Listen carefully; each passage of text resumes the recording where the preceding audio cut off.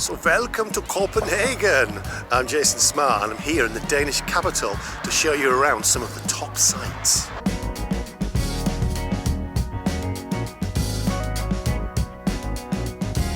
So Copenhagen is famous for its stunning canals, its royal history and its Little Mermaid statue, and for being one of the most bike-friendly places in Scandinavia.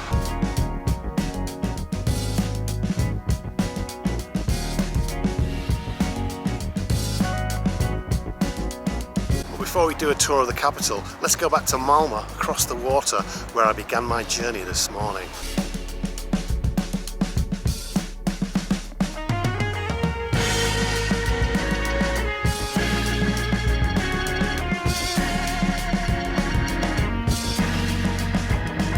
So click subscribe, click like, and let's go and visit Copenhagen.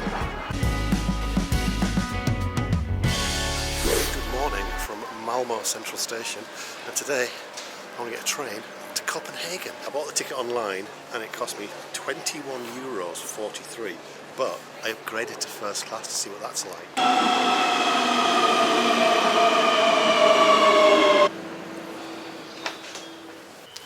Right, so this week at first class, just a little bit quieter. Let's go to Copenhagen.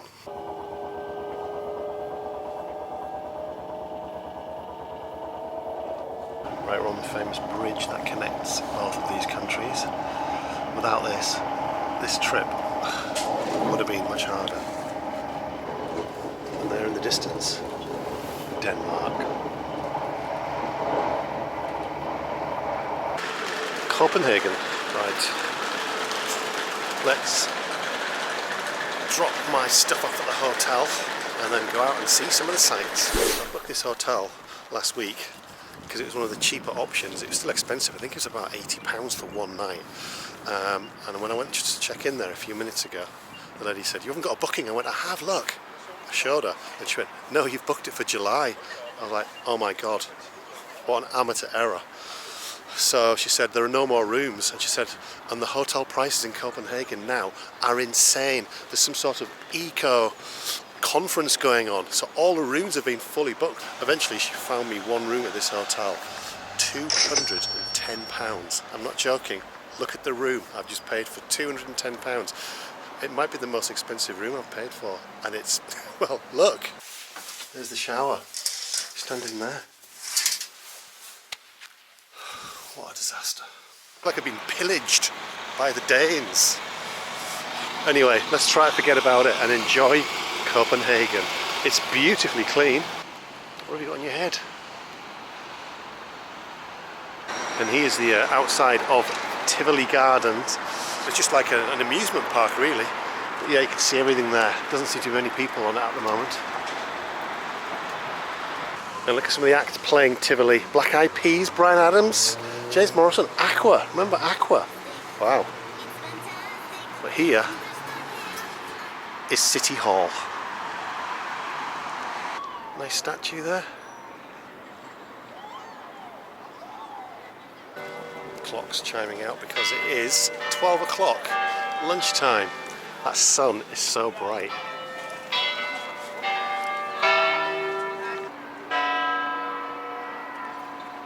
And there's the more modern side with all the, are they Danish companies? Orsted, Jensen. There's been loads of kids here messing about, chasing the pigeons and just hanging around. Is it a school trip? And City Hall's guarded by these fearsome, I don't know what they are. And here, just around the side, is a statue of Hans Christian Andersen, the famous children's author. He wrote like The Ugly Duckling, The Little Mermaid, and there he is on a statue. So this is one of the main shopping streets. Quite busy, isn't it? But now I'm on a mission to buy a fridge magnet. And I've spied a shop. Maybe this one.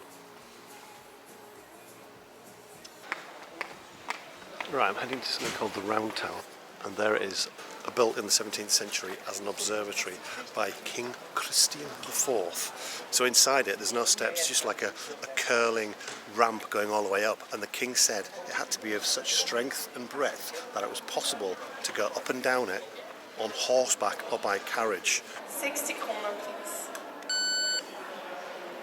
See what I mean? Just curves all the way around.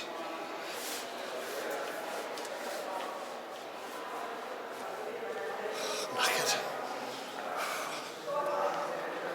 But I made it. And there's the view of Copenhagen. And right over in the distance you can see the bridge that links Sweden. I tell you, you don't want to glat here. No chance. Through the gap there you can see the Rosenborg Castle. And they built it as like a summer residence, but apparently it was only lived in twice.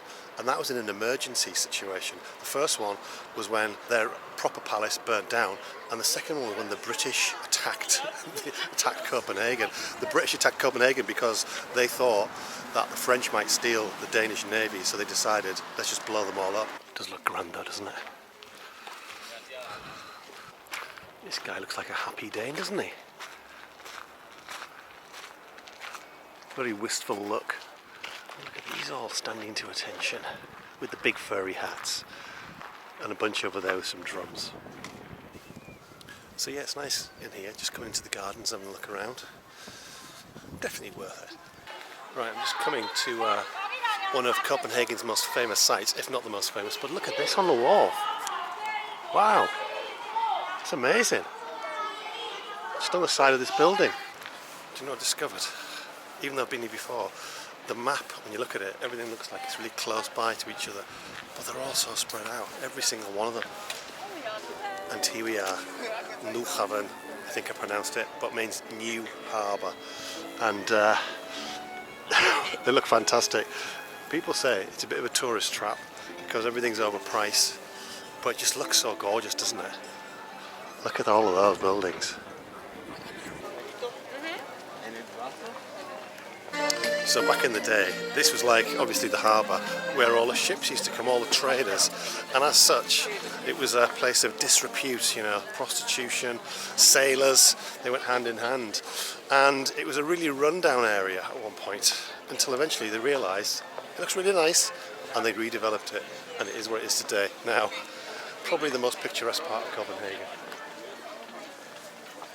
Hans Christian Andersen lived around here as well, and one of his houses was, can you see the orange, green, yellow and red? It was that red one, he lived there. That's where he lived.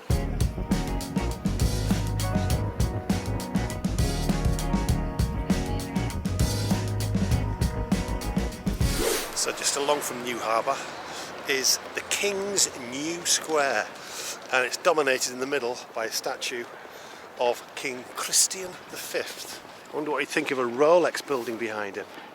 Hotel d'Angleterre.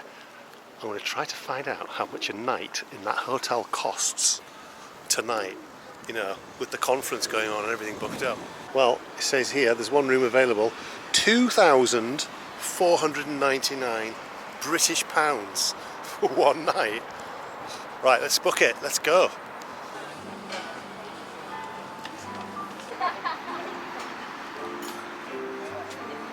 Just a beer, please. Yes. Thank you. So 65, please. There you go. That cost 65 Danish kroner, which is £7.46. $10. That's not even a pint.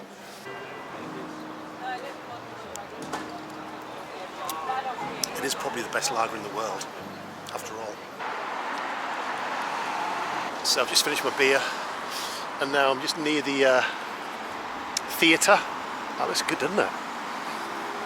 Apparently Hans Christian Andersen wrote some plays and they got rejected by this in his early days. And look, look at this just in this underpass. Oh my god.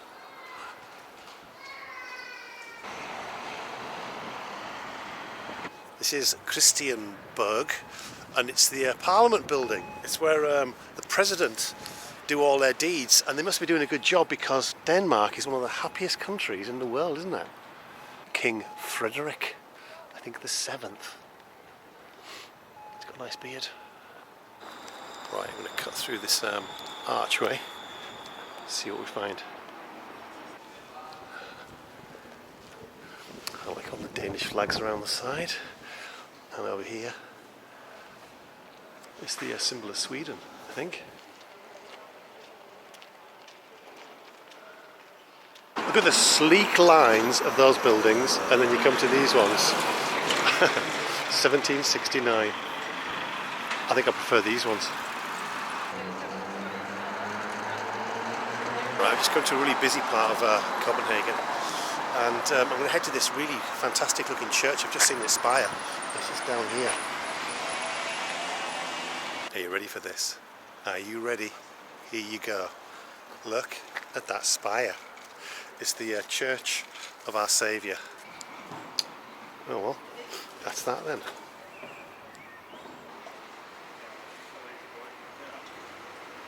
Look how quaint Copenhagen looks from here. Wow. But now I'm going to head to the actual royal residence. It's a bit of a hike, but I'm going to do it. Finally reached the fringes of the Amalienborg, which is the royal palace, and it's where the royal family actually currently live. And the king is called King Frederick X, but he only became king last year because his mother abdicated. But on the statue, it's Frederick V. Like on each intersection there's a guard with one of those big hats, bearskin hats. If I'd have been here at lunchtime, I'd have seen the actual changing of the guards. When I was here 16 years ago, I remember seeing it. But the guards are on the move. Very slowly. Right, I wasn't going to, but I'm going to walk to the Little Mermaid. I've got to do it. I'm in Copenhagen. It's like going to Paris and not seeing the Eiffel Tower. So it was first unveiled in 1913, just before the outbreak of World War I. And it survived the war, survived the Second World War, but then in 1964, someone decapitated her. They never found the head.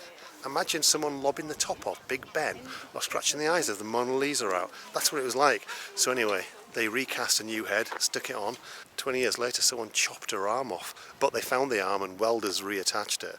And then it was okay for a little while until 1998. Someone else decapitated her, and the people who claimed responsibility were a feminist organisation saying it was to highlight men's fixation with women's bodies. Anyway, they returned the head and it was put back on. She's been through a lot, hasn't she? Right, I can't face the walk home, so I want to get the metro. Right, here we go. So that's where I am. I need to go around there to the central station. That was easy. 24 krone. Right. Just a bit of angst. Am I getting on the right one? This train is the M3 line via now.